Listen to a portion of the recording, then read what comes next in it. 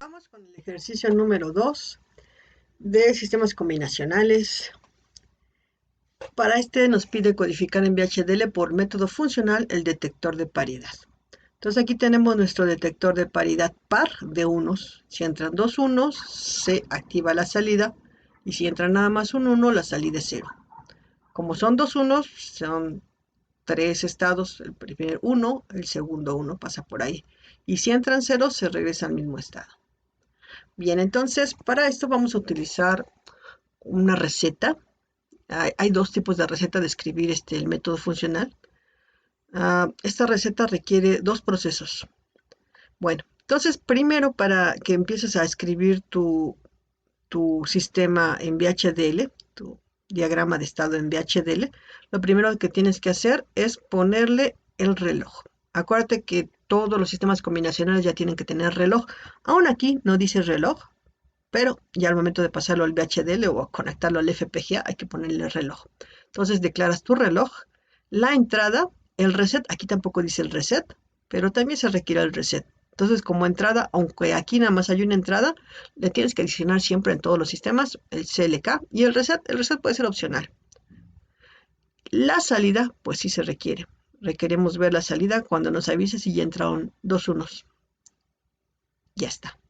Y los estados, dices tú, bueno, aquí los estados nos vemos, depende si quieres verlos o no quieres verlos, en qué estado está.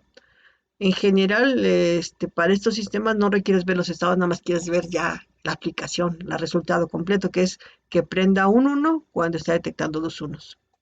Bien, entonces, eso es la entidad. Ahora vámonos con la arquitectura. En la arquitectura tenemos que empezar con un nombre, un tipo de nombre que dice subtype, pero también en la otra versión es type. El nombre del estado, aquí lo dejamos en inglés, como siempre lo acostumbramos algunos en trabajar. Y luego pones Standard Logic Vector de cuántos son tus estados. En nuestro caso son tres estados, entonces sería, bueno, perdón, no son estados, son números de bits. Sí, porque aquí no concuerdo. Número de bits que para determinar tus estados son 000110. Entonces son 2 bits. 1 down to 0. Enseguida, aquí dice la receta, tienes que crear el estado presente, el Q, y el siguiente estado, Q más 1. Dos puntos, state. Debes decir que son del mismo estado que acabas de declarar acá en subtipo. Lo puedes descomponer como subtipo o tipo, cualquiera de los dos, que dijiste que era un Standard Logic Vector de 2 bits. Entonces, ahora resulta que tenemos dos variables hijos que son el estado presente Q y el estado siguiente Q más 1. Bueno, entonces, una forma de organizar las cosas, aquí nos sugieren en nuestro template, constante es 0, como quedó bautizado, es 0. Dos puntos es hijo de state, el tipo de dato, de 2 bits, y obvio, colocas los 2 bits. El S0 va a ser 0, 0. El non va a ser 0, 1 y el par va a ser 1, 0.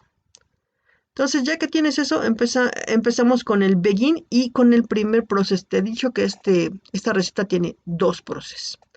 El primer proceso está cachando o detectando un cambio aquí en la variable sensitiva del reloj. Si hay un cambio en el reloj, entonces va a empezar a operar este proceso. El proceso tiene un begin y un end process. Entonces dice, si rising edge, que es lo mismo CLK apóstrofe event and CLK igual a 1, es lo mismo que poner eso. Si rising edge, flanco de subida, positivo, si el reloj está funcionando, entonces, y si el reset está en 1, tú puedes poner reset igual a 0, ¿no? Como tú quieras, aquí está reset en 1, entonces el estado inicial sería el estado presente. Si no, el estado siguiente va a ser el estado presente. ¿Esto qué significa? El estado presente. Que no lo tengo acá. Déjame ver si lo tengo acá, que es importante ese comentario. Acá está. todas las tablas de transición, ¿te acuerdas que está en estado actual, entrada, estado siguiente y salida? Todos se basan en el estado presente y el estado siguiente. El estado siguiente siempre va a seguir al estado presente o estado actual. Entonces, y la manera de analizar todo esto, como tú lo viste, es como si fuera un apuntador. ¿En qué estado estás? ¿Cuál es tu estado presente? En este momento estoy en el estado inicial. Y entonces analizas toda esta línea con respecto a ese estado inicial. ¿Ahora en qué estado estás? Ahora estoy en el estado non. Bueno, entonces, ¿qué pasa si es entrada? Todo lo analices con respecto a ese estado. Por eso es muy importante cuando me regreso ahí, espero que me encuentre por ahí. Acá estaba. Sí, aquí estoy. Entonces, por eso es muy importante este de aquí.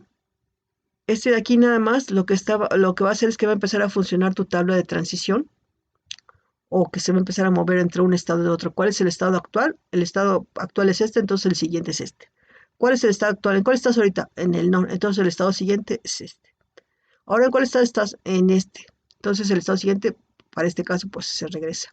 ¿Sí? Entonces, por eso es muy importante trabajar con el estado presente o el estado actual o el Q. Bueno, entonces te dije que tenían dos procesos. El siguiente proceso, obvio, es el estado presente.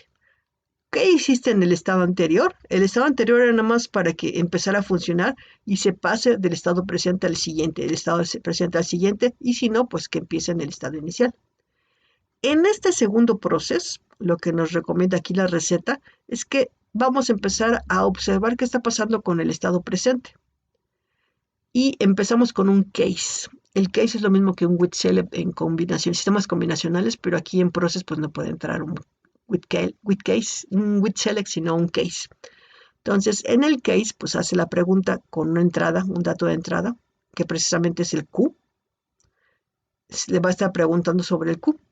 Entonces, si es 0 cuando estemos en el estado inicial, aquí está, cuando estemos en el estado inicial, y si la entrada es igual a 0, aquí está, la entrada es igual a 0, entonces el estado siguiente, ¿cuál será? Pues el mismo, es 0, y terminamos con un en if. Acuérdate que los if, then, else, aquí no tiene else, and if. Si estando en el estado es 0 y e es igual a 1, entonces el estado siguiente va a ser none. Y luego, fíjate, antes de terminar este estado when 0, en este caso, perdón, antes de pasar al siguiente caso, fíjate que activamos un flag, una bandera, s igual a 0. S igual a 0. Entonces, cuando estamos en none, s va a ser igual a 0. Cuando estamos en par, por ejemplo, s es igual a 1. Y esta es una de las maneras rápidas. Y when others, cualquier otro caso que hubiese, imagínate que no está contemplado 00, 01, 10, 11. Pues si es 11, que se vaya al estado 0. Y ya con eso terminamos. Todo lo que hagamos con método funcional va a ser con esta receta. Ok. Entonces, te pido que para este momento pongas pausa al sistema, lo copies el anterior y este código junto con el otro, todo es un proceso, todo es un código, un solito código. Copias, compilas y nos vamos al siguiente. Vamos a comprobar que lo que hiciste se parece a lo que estamos esperando.